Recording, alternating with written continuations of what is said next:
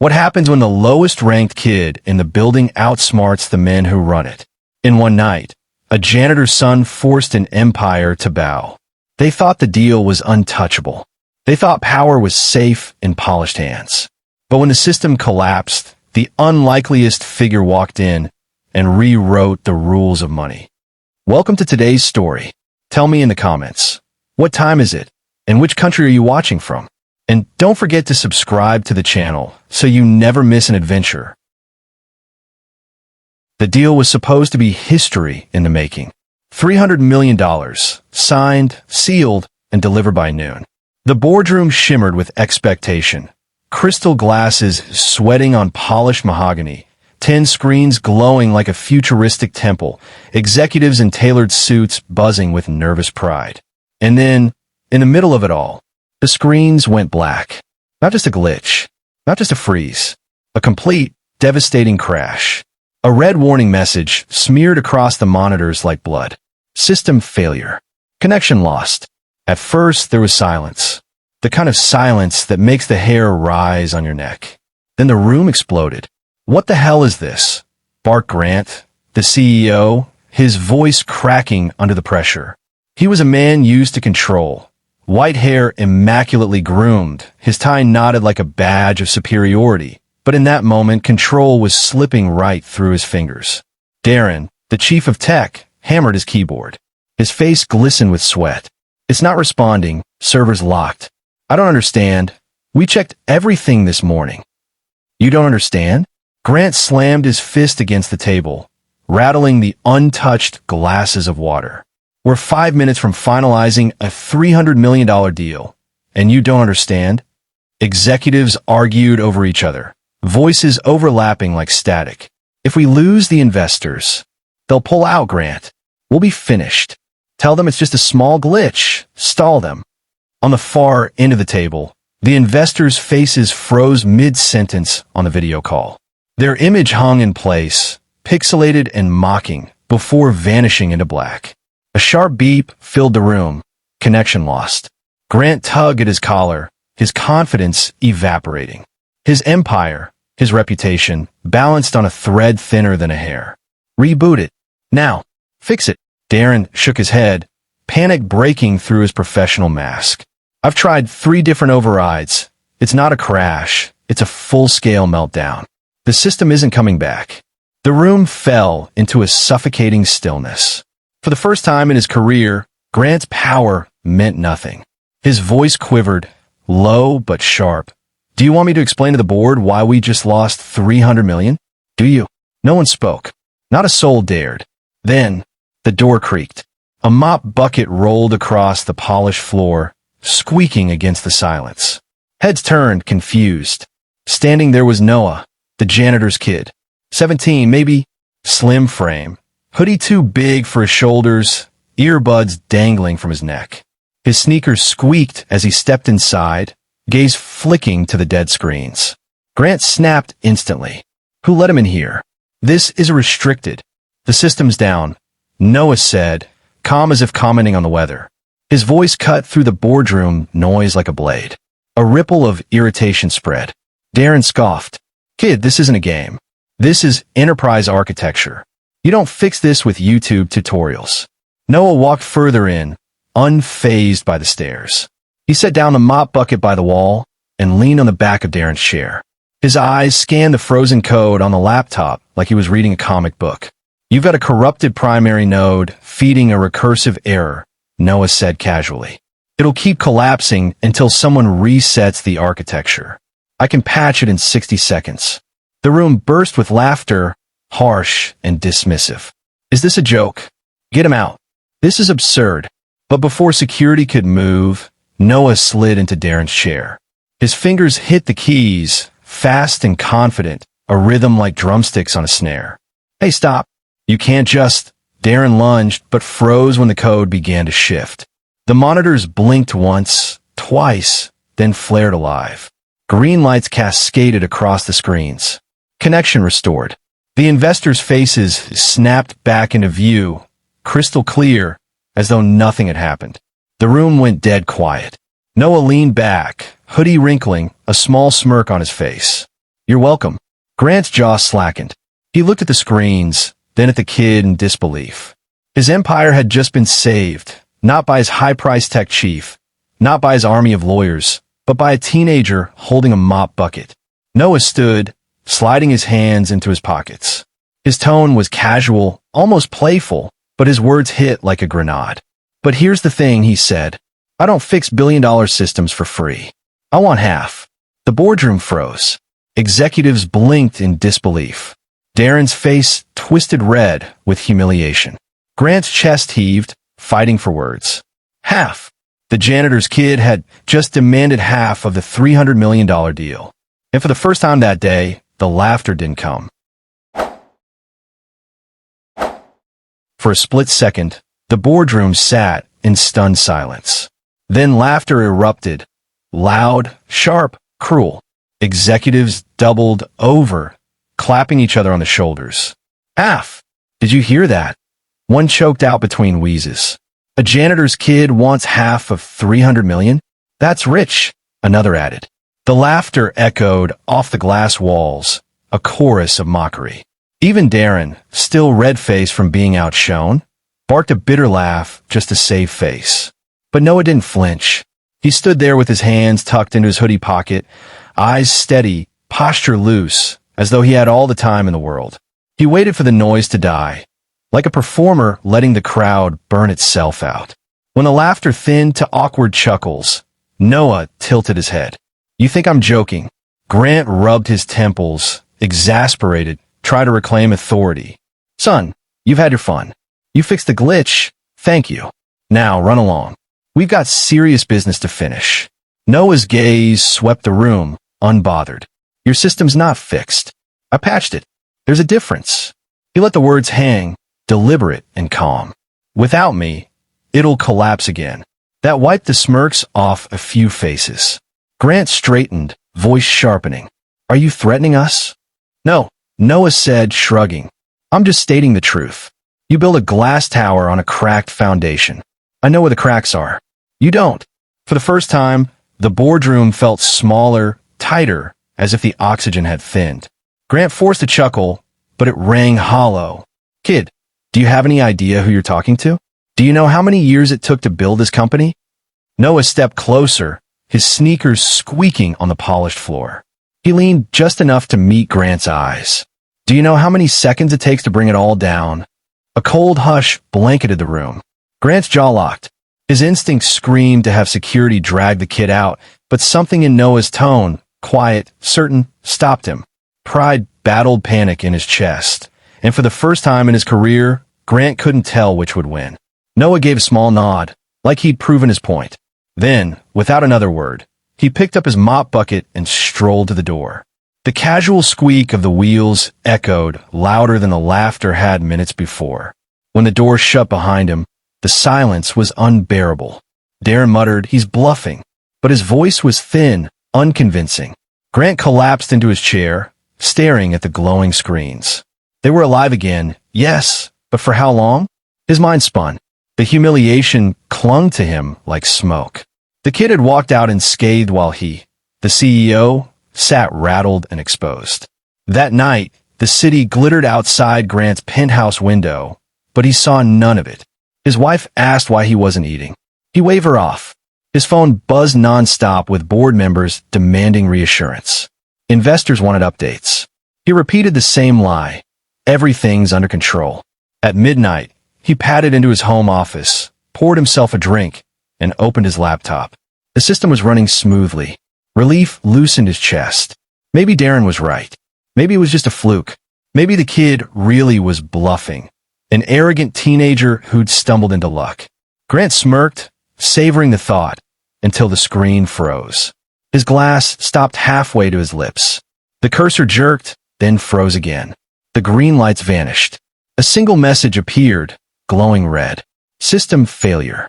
Connection lost. Grant's heart plummeted. No. He slammed the keyboard, tried every override, every restart. Nothing worked. It was identical to the meltdown that morning. His phone lit up. 3 missed calls, 5 urgent messages from Darren.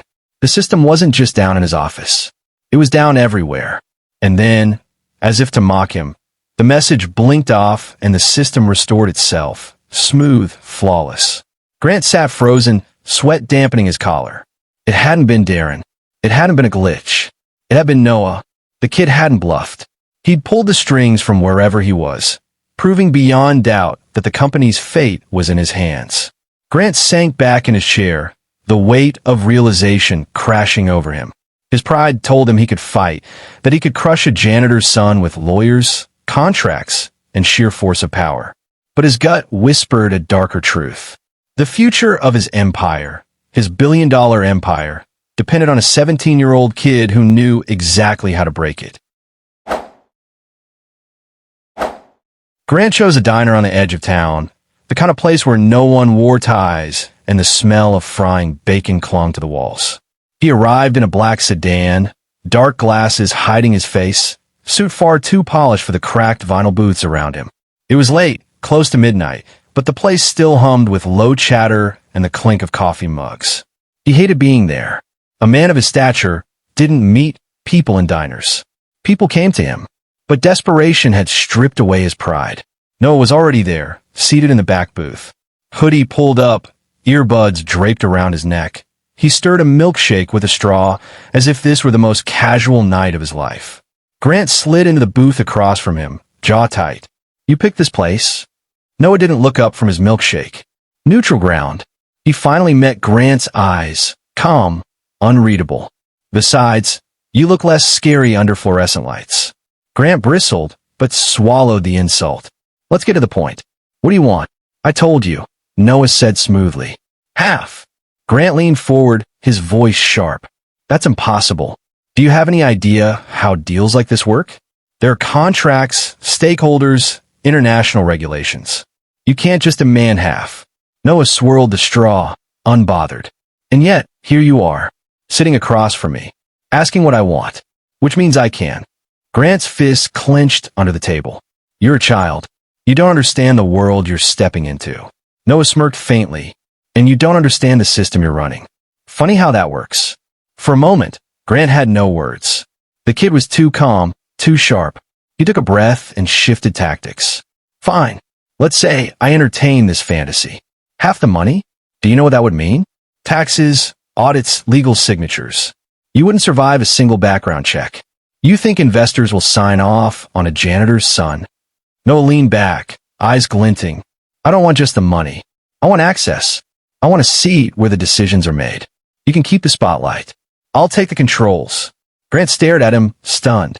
"You want power." "I already have power," Noah corrected, voice low but steady. "I want legitimacy." Grant swallowed hard. The kid wasn't asking for riches. He was asking for entry into the empire itself. "You're insane," Grant whispered. "No," Noah said, sipping his milkshake.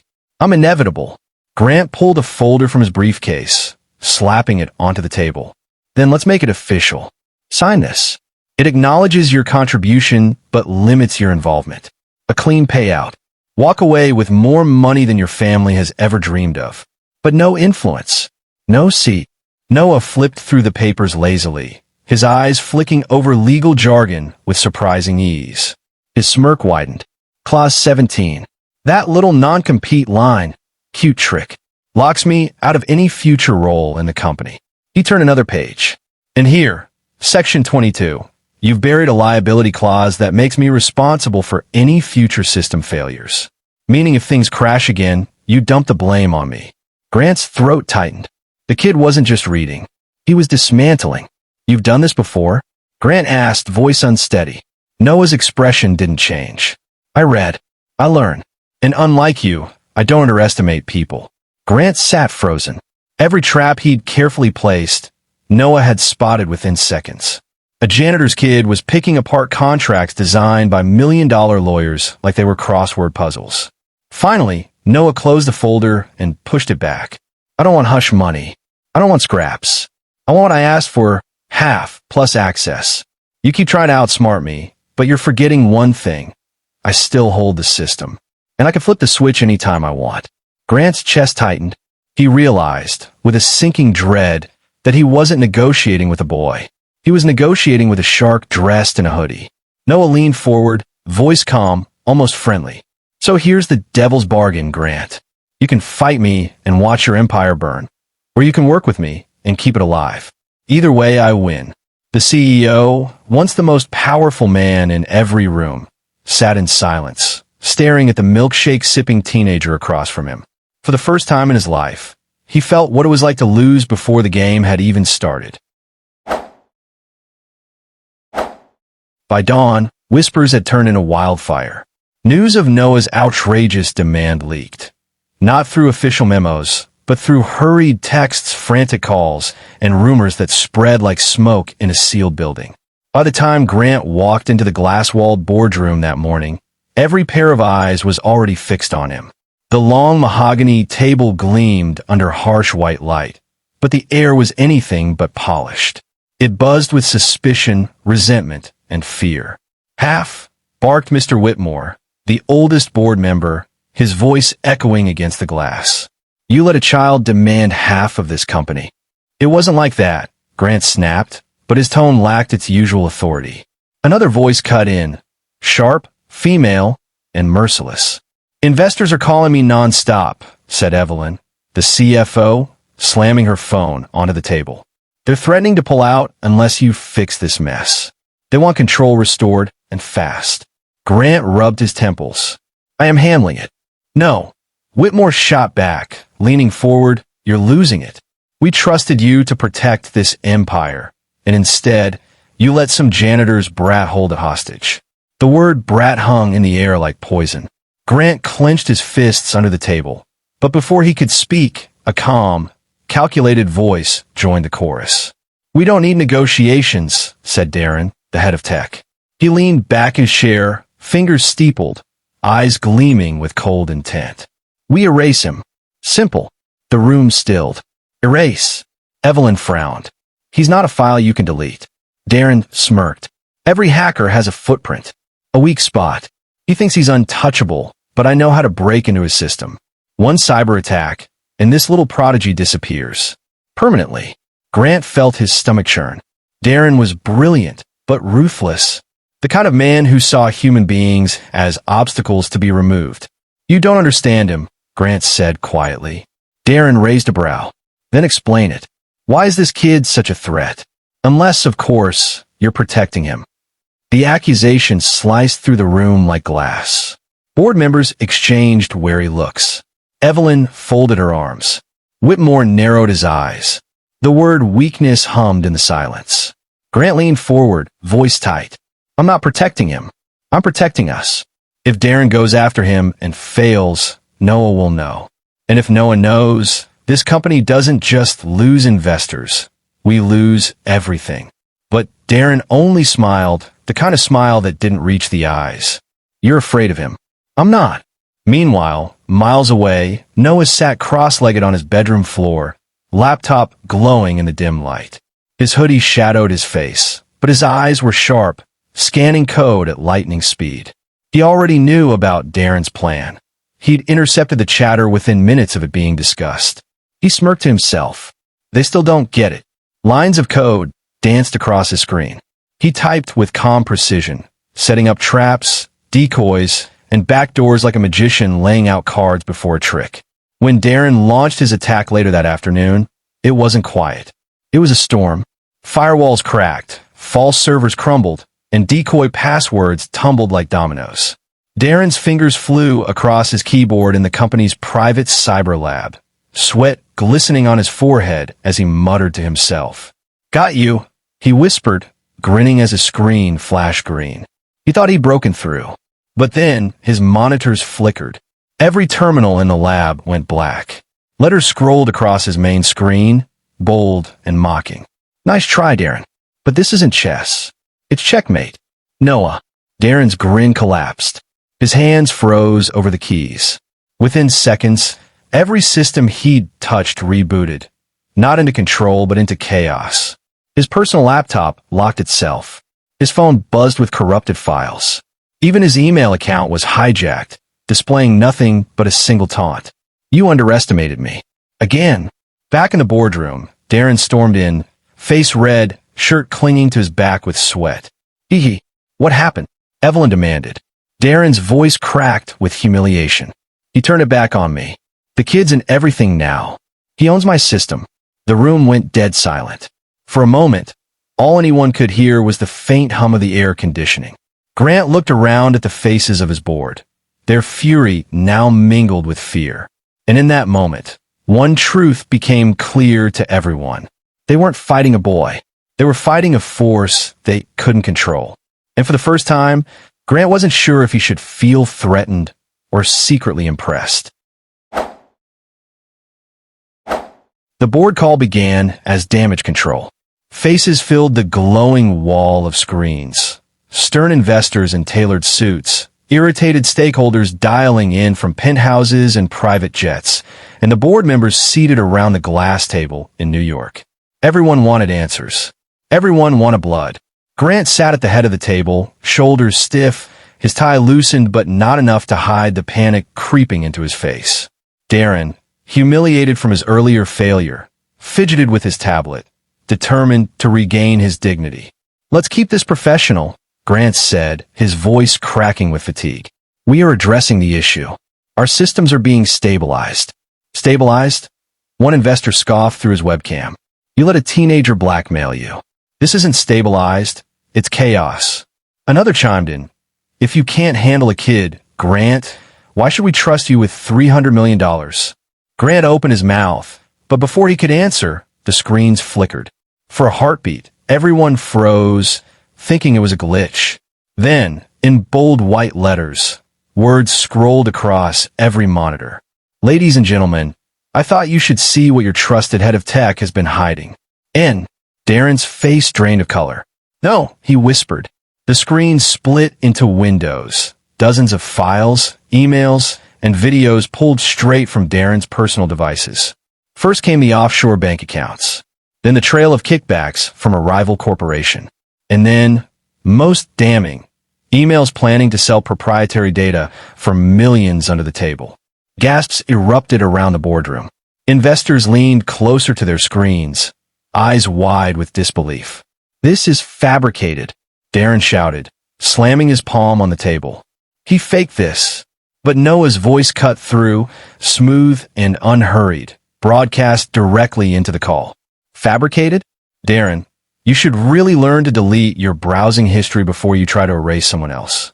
Laughter, sharp, disbelieving, bubbled from one of the investors' feeds. Another board member muttered under her breath, "Jesus Christ, it's real." The humiliation only escalated. Noah displayed a live feed of Darren's frozen laptop screen, proving he had hijacked it completely. Then, just to twist the knife, Darren's phone, sitting on the table in front of everyone, lit up and began scrolling on its own, showcasing private messages in real time. "Stop it," Darren barked, snatching his phone, but the damage was irreversible. Every eye in the room, every investor on the call, saw the truth. Darren wasn't a savior. He was a traitor. Grant didn't move. He didn't breathe. He just sat there, watching the empire he built bend, not under market forces or corporate warfare, but under the fingers of a kid in a hoodie. The call detonated into chaos. Unbelievable. He hacked him live. This is going to make headlines. "Grant, you've lost control." And then came the moment that sealed it. Someone leaked the footage. Whether it was an investor recording their screen or a board member quietly forwarding the feed, no one could say. But within an hour, clips of Darren's humiliation were on social media. Millions of viewers watched Darren beg as his secrets spilled out in front of his colleagues. The hashtags wrote themselves. Hashtag Janitor's Kid, hashtag Corporate Takeover, hashtag Checkmate Noah. By nightfall, late-night hosts were joking about the boy wonder who hijacked Wall Street. Memes spread like wildfire. Noah's taunting message to Darren superimposed on stock photos of corporate executives crying. And through it all, Noah said nothing more. He vanished as suddenly as he appeared, leaving only the echo of his words and the destruction he'd orchestrated. Grant sat alone in his office long after the board call ended. The skyline stretched before him, glittering and cold. His phone buzzed endlessly, journalists demanding statements, investors demanding action. But he ignored them all, because deep down, he knew the truth. Noah wasn't bluffing. Noah wasn't improvising. Noah was in control. And the worst part? The world was starting to love him for it. Grant buried his face in his hands. His empire was slipping further, not to rivals, not to regulators, but to a teenager who wasn't even old enough to sign a lease. Somewhere out there, Noah was smiling, and Grant couldn't decide if he hated him or feared him more. The confrontation didn't happen in the boardroom. Grant insisted on privacy, but everyone knew the truth. Walls in this company had ears, and the world was already watching. Still, he needed it face to face. No screens, no hiding. The penthouse office was a fortress of glass and steel. The city lights burned behind Grant as he paced, his voice already sharp when Noah walked in. "You think you're clever," Grant said, jabbing a finger at him. "You embarrassed my board, humiliated Darren, and turned investors against me. But you're just a kid, and kids break." Noah didn't flinch. He strolled to the leather chair opposite Grant's desk, sat down, and leaned back as if he owned the place. His hoodie had shadowed his face, but his grin was visible, small, and unnerving. "Break me," he said, voice calm. "Try." Grant slammed his fist onto the desk. "I have lawyers. I have private investigators. I can bury you under so many lawsuits you won't see daylight until you're 50. And if the law doesn't scare you," he paused, eyes narrowing. "I know people who don't mind getting their hands dirty." The room went still. Grant's threat hung in the air like smoke. But Noah only laughed, quietly, dangerously. "That's your move? Intimidation? Cute." He pulled his phone from his pocket and tapped the screen. Instantly, Grant's wall-sized television flickered on. A video conference appeared, half a dozen investors live. Grant froze. "Evening, Grant," said Evelyn, the CFO, her voice carrying from one of the windows. "We decided this discussion shouldn't happen without us." Grant's jaw clenched. "You had no right." "We have every right," interrupted another investor. "We fund this empire, and we're done watching you lose control." Grant spun toward Noah, fury blazing. "You set this up." Noah shrugged. "I told you I don't bluff." The investors' eyes shifted toward Noah. And for the first time, it was clear he wasn't the outsider anymore. He was the center. "Noah has done what none of you could," Evelyn said flatly. "He protected the system. He exposed rot inside this company.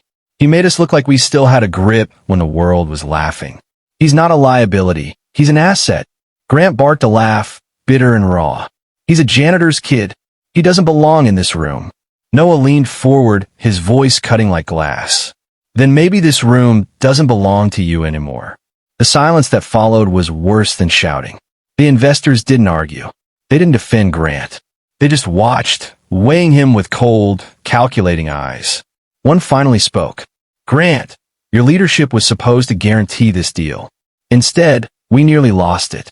But this boy," he gestured toward Noah, "salvaged it. The choice is clear." Grant's throat went dry. "You can't be serious." But he saw in their faces. They were serious. Noah tapped his phone again. The screen shifted, showing live feeds, financial charts, investor confidence polls, even trending hashtags. Every line tilted upward in one direction, toward Noah. The janitor's kid wasn't a rumor anymore. He was a phenomenon.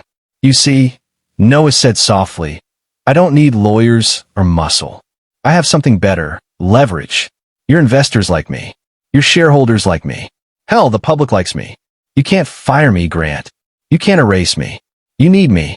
Grant's chest heaved, fury warring with the sinking realization in his gut. For years, he'd been the king of this empire. But now, as the investors' silence hardened into consensus, he felt the crown slipping. "No," Grant muttered, shaking his head. "This is my company. Mine." Evelyn's voice was almost gentle, but lethal all the same. "Not anymore. The board will convene tomorrow. A vote will be held." Grant's world tilted. He turned to Noah, desperate, furious, terrified all at once. "You planned this. Every step." Noah stood, sliding his hands into his pockets. "No, Grant. I just saw what you couldn't. Weakness. And I did what you taught your executives to do. I took it." He walked out, leaving the office doors swinging behind him. Grant remained alone, his empire collapsing around him. Not with an explosion, but with a quiet, merciless shift of power from his hands to teenagers. For the first time in his career, Grant felt it. The end. And somewhere outside, the city buzzed with the story spreading like wildfire. The janitor's kid had just dethroned a CEO.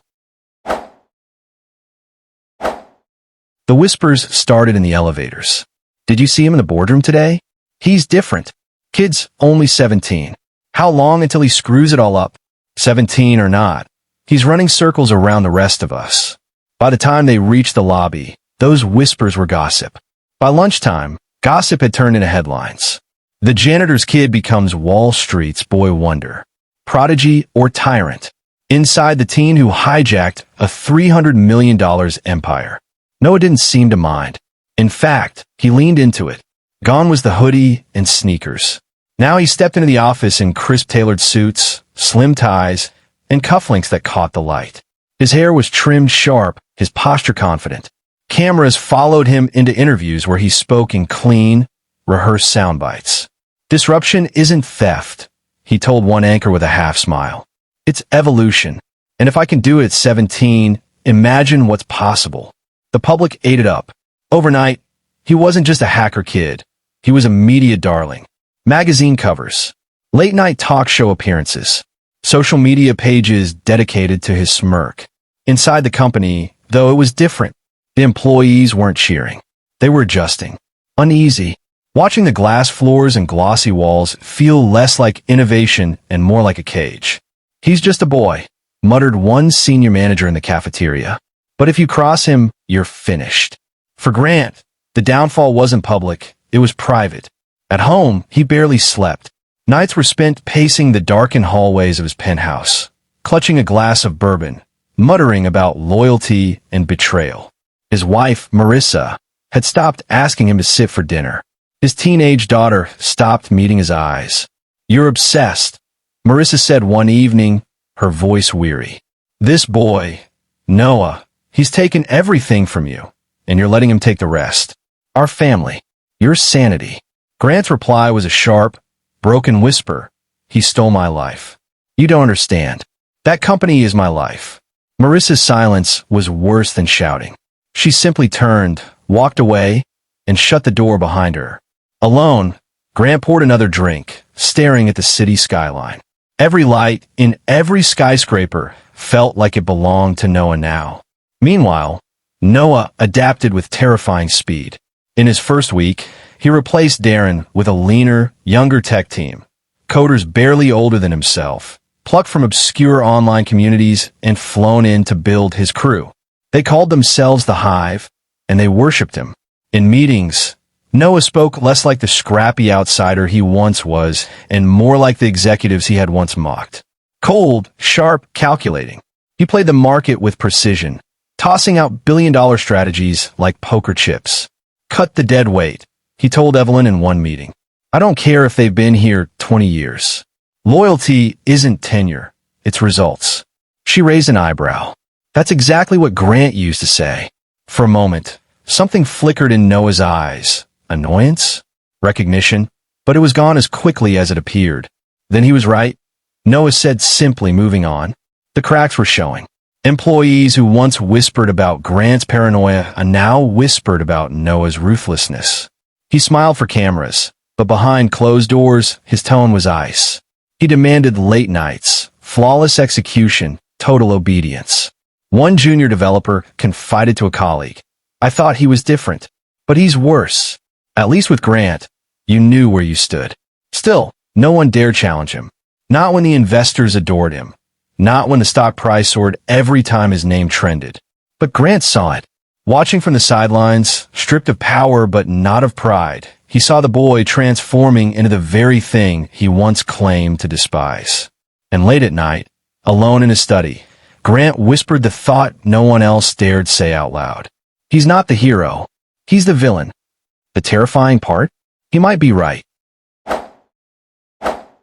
The boardroom smelled of polished wood and fear. 20 executives sat around a gleaming glass table, their eyes darting between the boy in the tailored navy suit and the man who once ruled them all. Cameras were stationed discreetly in the corners, broadcasting the high-stakes investor signing to a hungry press outside. It was supposed to be Noah's crowning moment. But Grant had other plans. He walked in late, deliberately, his steps echoing across the marble floor. He wore no tie, no smile, just the hard, bitter look of a man cornered. Every head turned. Even Noah, calm as ever, looked up from his papers. "Ladies and gentlemen," Grant said, his voice slicing through the room. "Before you sign away the future of this company, I think you deserve the truth about your so-called boy wonder." A hush fell. Grant turned, pointing a finger like a dagger. "He's not a prodigy. He's not some genius entrepreneur. He's just the janitor's kid. A nobody who hacked his way into our lives." Gasps rippled through the room. Cameras zoomed in. Investors shifted uncomfortably in their seats. For a moment, the tide seemed to turn. Grant pressed harder, his words venom. "Do you people really want to entrust a $300 million empire to a street rat who used to mop floors? He doesn't belong here. He never did." Noah leaned back in his chair, expression unreadable.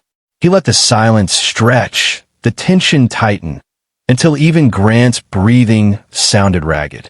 Then, with the calm precision of a surgeon, Noah spoke. "You're right." The words stunned the room.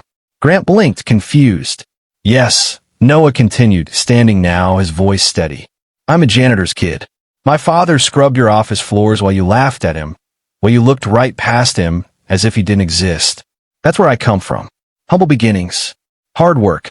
And you know what? I'm proud of it." His voice grew stronger, each word striking like a drumbeat.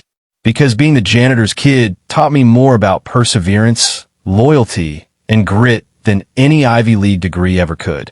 It taught me to fight for every inch, every opportunity, every single seat at this table." The room was silent, rapt, hanging on every word. "And maybe that makes you uncomfortable, Grant. Maybe you can't stand the idea that someone like me, someone you underestimated, could stand here today. But the investors don't care where I came from. They care where I'm taking this company. And they know it's forward." One of the investors, an older man with silver hair, nodded slowly. Another smiled. Cameras caught it all. The narrative had flipped in real time. Grant's face drained of color. He tried to speak, but the words caught in his throat. Noah didn't even look at him. He turned back to the table, placed the pen in his hand, and signed the deal with effortless grace. One by one, the investors followed, their signatures sealing Grant's fate. The final sound of the pen clicking shut was like a gunshot. It was over. Grant slumped into a chair, defeated. His desperate gamble had blown up in his face. The boardroom, the empire he once commanded, no longer belonged to him. His allies avoided his gaze, unwilling to be seen siding with a fallen king. Noah, meanwhile, stood tall, unshaken. He adjusted his cufflinks, gave the cameras a measured smile, and walked out as if he owned the world, because in that moment he did. Outside, reporters swarmed, microphones shoved toward his face. "Noah, how does it feel to close the deal at 17? What do you say to critics who claim you don't have the experience? Do you consider yourself a role model?" Noah paused, offering a smile, so practiced it looked effortless. "I'll say this," he replied. "If the janitor's kid can hijack a $300 million empire and win, maybe the world should start rethinking who belongs at the top." The crowd roared. Flashbulbs exploded. Back inside, Grant sat alone in the hollow silence of the boardroom, a man undone by the very boy he tried to destroy. The world outside had already moved on, its eyes fixed on Noah. Cool, calm, untouchable. And just like that, history was rewritten.